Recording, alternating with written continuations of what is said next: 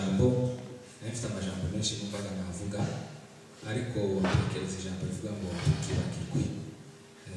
tukibagirwe cyangwa se kwibagirwa, ariko ndatanga ingero zisanzwe mu buzima bwacu, ariko nzinuze n'ibintu tuza twibagirwa bigendana n'iby'umwuka. Bwana Yesu asifiwe. Ibyo mu mubiri bisanzwe kwibagirwa bashobora guterwa n'uburwayi. Hari abantu baza barwara bakarwara indwara yo kwibagirwa. Hari umugabo numvise muri Amerika yaribagiwe, yarwaye indwara yo kwibagirwa, abyaye umwana mutoya buri umwana agaje imyaka 7, urumva yarazi sexual, aribagirwa, aragenda atataha. Aba umusabirizi wo ku muhanda tiyamenya ko agira urugo, tiyuka ikindi cyaco cyose. Nukuvuga ngo umwana we yarakuze, aba umunyamakuru, akaza agenda afasha abantu bo ku muhanda, abaha ibyo kurya, abantu bita aba homeless barara ku nzira. None wa mukobwa agenda afotora, afite akazi ko gufotora, ariko anafasha abo bantu abavuganira.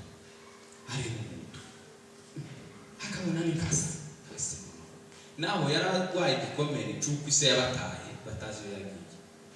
None agerageza kumuvugisha, abona ise ntapi tamwe, aragerageza ariko aravuga ati uyu muntu ashobora kuba afite ikibazo. Aramutahana, baramuvuza, arakira, bagenda bamugarura memoire, bakazana amafoto yiwe. Uyu ni wewe, uyu mwana wawe, uyu n'uyu kurabireba, akabireba akabyitegereza, memoire y'ugenda igaruka, asubira muri famiye. Ubwo ni uburwayi.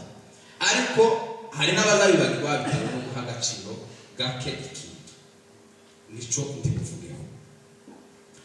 Gutegeka kwa 2:8-12, numara kurya ugahaga, ukamara kubaka amazu meza ukayabamo n'ibindi muragenda mubikomeza. Kindasoma kweli minota myinshi bikeya, sorry. Ngo numara kurya ugahaga, ibice 8:12 ni ijambo Imana yabwiye Abanyisirayeli ngo nibamara kurya bagahaga kutibakibagirwa. Ndavuga impamvu zibiri zazitera kwibagirwa cyangwa se guha agaciro gake ikintu. Kimwe muri byo ni uguha agaciro gake ikintu. Reka mbaho urugero. Usanga stress burya izitera kwibagirwa y'igihe kirekire, ariko no hari n'abandi bantu batazabibagirwa appointment bafite. Tekereza ntaje no kwibagirwa appointment ya yende, habe nuko nuba nagwaye. Albert yarategereje icyangombwa, wari kwibagirwa itariki bagwaye. Twigeze kuvugana n'abase ya minsi tirarangire, yamambwira ngo habura iminsi iri kariki, nukuvuga ngo tiyaza yibara mu zumwe mu minsi iri precise. Nukuvuga ngo cyo kintu gifite agaciro kujya tociba. Iryo jambo nari kuriye muri secondaire, ari umusore umwe yari umutugira mu principe ameze kuki. Niwe batubwiye ngo kwibagirwa ngo no guha agaciro gake ikintu. Ukamusanga umuntu ngo yibagirwe repetition, twageraga repetition. Ukamusanga wibagiye ngo kwa ufite inama. Icyo kintu mu by'ukuri uretse abantu bagize ama stress kirekire cyangwa se bagize umukosho runaka ukabatera kwibagirwa bibaho mu buzima, ariko abandi benshi bizaterwa no guha agaciro gake gahunda ufitanye n'umuntu. Nibabwiye ko impamvu imwe zibitera mu guhaga. Mose cyangwa se Imana yaravuze ati Isiraheli wowe ijuru, kubera ko washitse aho warukiye, umaze kumva ko wahaze, none uragira Imana nifuza.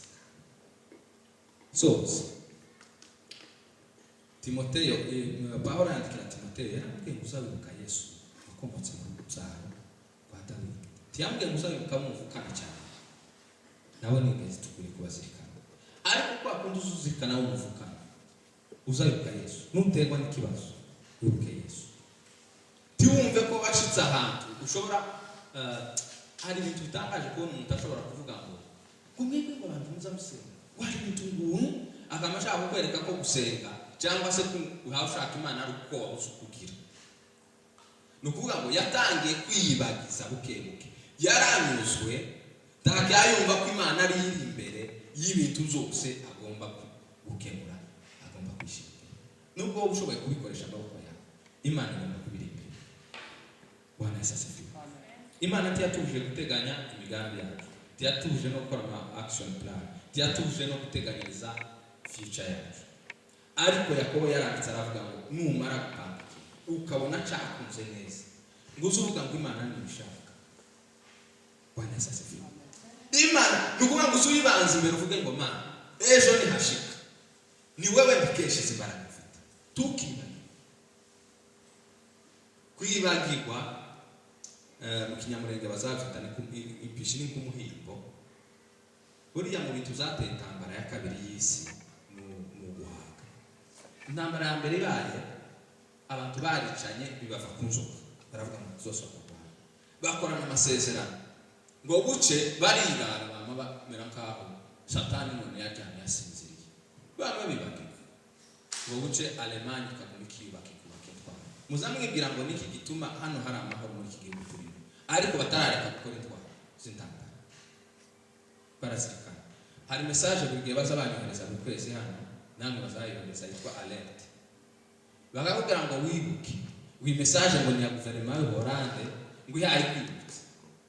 Hari n'agasone nimba ari kwa kugema nakumvishije, nimba ari kwa baje akisimaniruka ndabaze iyo soni iyo kengeri yayivuga kigasakuza aranganga icogo ni kibibutsa ibyabaye alarm.